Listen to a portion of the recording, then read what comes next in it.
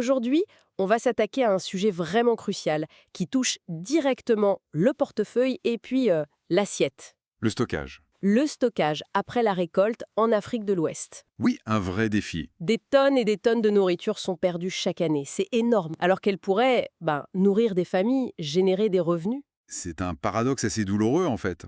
On met tellement d'efforts dans les champs pour avoir une belle récolte et puis une partie non négligeable disparaît, avant même d'être mangée ou vendue. C'est ça. Donc l'idée aujourd'hui, c'est vraiment d'aller au-delà de ce constat un peu triste et de voir concrètement comment on peut faire. Comment préserver ce travail et transformer une bonne récolte en succès, quoi, économique et alimentaire. Absolument. Et pour qu'on mesure bien l'urgence, peut-être rappeler vite fait les conséquences. On parle de manque à gagner direct pour les agriculteurs, ça c'est sûr. Oui, bien sûr, mais ça va plus loin que ça. Moins de nourriture qui arrive sur le marché ou dans les familles, ça fragilise la sécurité alimentaire locale.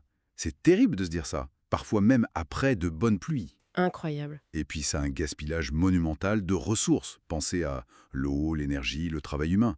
Tout ça jeté. En plus, ça nous rend plus dépendants des importations alimentaires.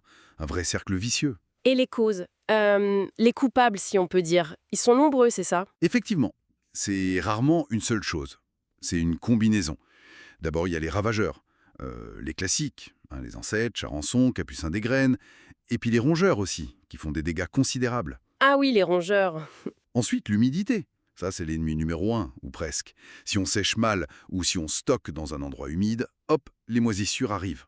Et là, le produit est fichu. D'accord. La température aussi, ça joue. Les manipulations, le transport. S'il y a des chocs, des blessures sur les produits, ça ouvre la porte aux problèmes. Et très souvent, il manque juste des bâtiments, des infrastructures de stockage bien pensées, adaptées. Bon, le tableau est un peu sombre là, mais heureusement, vous disiez, il y a des solutions. Et souvent, elles sont pas si compliquées. Par où on commence alors pour mieux garder ses récoltes? Alors, l'étape numéro un, vraiment incontournable, surtout pour les céréales, les légumineuses, c'est le séchage. Le séchage. Mhm. Il faut absolument faire baisser le taux d'humidité. D'accord. Souvent, on vise autour de 12-13%. Ça bloque les moisissures et ça ralentit beaucoup l'activité des insectes. Pour ça, il faut des aires de séchage propres, bien ventilées, les séchoirs solaires, c'est encore mieux, plus efficace. Bien sec, c'est la base. Et une fois que c'est sec, comment on maintient ça? Et comment on protège des petites bêtes? Quelles sont les bonnes options de stockage? C'est le deuxième point clé, la structure de stockage. Il y a plusieurs options. Les silos métalliques, s'ils sont bien hermétiques, c'est top. Ça protège vraiment bien. Ok. Les greniers traditionnels, on peut les améliorer énormément. Il faut les surélever du sol, lisser les murs à l'intérieur, mettre des systèmes anti-rongeurs. Ça change tout. Et j'ai entendu parler de sacs spéciaux. Oui, les sacs PIX. C'est une super solution, vraiment. Ce sont des sacs avec 3 couches. L'idée, c'est qu'ils créent une atmosphère sans oxygène, ou presque. Ah, d'accord. Du coup, les insectes qui sont éventuellement dans le grain, ils peuvent plus respirer, ils meurent. Et ça, sans aucun produit chimique. C'est très malin. Génial. Et pour les tubercules, igname, manioc. Là, c'est différent. On va plutôt conseiller des fosses bien aménagées ou alors des petits entrepôts bien ventilés.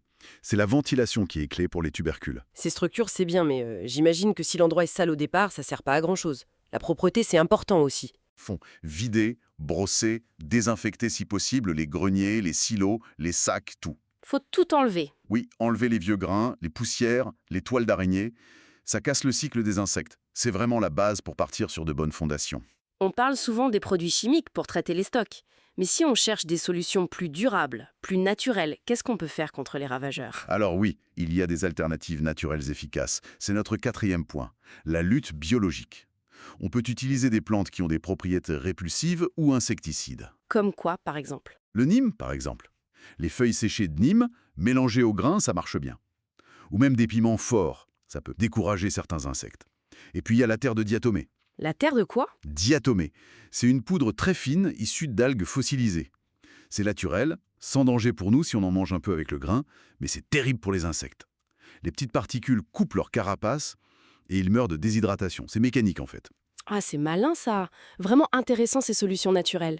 Et pour les produits plus fragiles, qui se gardent moins bien, les fruits, les légumes? Alors là, on arrive au cinquième point, la transformation. C'est souvent la meilleure stratégie pour éviter les pertes massives sur ces produits périssables. C'est-à-dire? Pourquoi ne pas les transformer? On peut les sécher, Mangue séchée, tomates séchées, oignons séchés. Ah oui! On peut faire des jus, des purées, des confitures. Ça permet non seulement d'éviter la perte directe, mais en plus ça crée des produits avec une plus grande valeur ajoutée. Qui se vendent mieux. Exactement. Ils se conservent plus longtemps et se vendent souvent plus cher. C'est doublement gagnant. Moins de gaspillage et plus de revenus. C'est vraiment une piste très prometteuse, cette valorisation. Bon, si on récapitule, quels sont les grands bénéfices si on gère bien son stockage post-récolte? Ils sont nombreux et très concrets. D'abord, une augmentation des revenus pour les familles agricoles. C'est évident. Ensuite, une meilleure sécurité alimentaire, parce qu'on a des stocks disponibles plus longtemps dans l'année. Conseil pratique, clé. Vraiment essentiel. Ce serait quoi? Premièrement, vérifier, revérifier l'humidité du produit avant de le stocker. C'est la base. Utilisez les méthodes locales ou des humidimètres si possible. Ok, l'humidité. Deuxièmement, surveiller ses stocks très régulièrement, au moins une fois par semaine. Ouvrir, regarder, sentir, chercher le moindre signe de problème. Insectes, moisissures, odeurs bizarres. Et réagir tout de suite si on voit quelque chose. D'accord. La surveillance. Et troisièmement, assurer une bonne ventilation des lieux de stockage, quand c'est nécessaire pour le produit en question, comme les tubercules, pour éviter que l'humidité et la chaleur s'accumulent. Merci beaucoup pour tous ces éclaircissements. C'est clair que maîtriser ce stockage, c'est pas juste une technique, c'est vraiment un levier puissant, un levier pour améliorer la vie des gens, renforcer la sécurité alimentaire ici, en Afrique de l'Ouest. Et puis, il faut le rappeler, il y a de l'aide disponible, des techniciens, des ONG et des structures comme Biocomplexe qui peuvent accompagner sur le terrain. Tout à fait. Et ça soulève une question intéressante pour finir, peut-être une réflexion. Si ces bonnes pratiques-là, si elles se répandaient vraiment partout, si chaque agriculteur, chaque agricultrice arrivait à mieux conserver sa récolte, imaginez l'impact collectif. Hmm. Comment est-ce que cette addition d'efforts individuels pourrait rendre nos systèmes alimentaires locaux collectivement plus forts, plus résilients face aux défis qui nous attendent? Le climat, l'économie. C'est une perspective assez stimulante, non? Une perspective essentielle sur laquelle réfléchir, effectivement. Merci encore pour cet échange très riche, très concret. C'est la fin de notre émission Biovision par Biocomplexe pour aujourd'hui. Merci à vous. Surtout, ne manquez pas notre prochain rendez-vous, l'équipe de Biocomplexe qui est producteur d'intrants agricoles biologiques ici au Cameroun.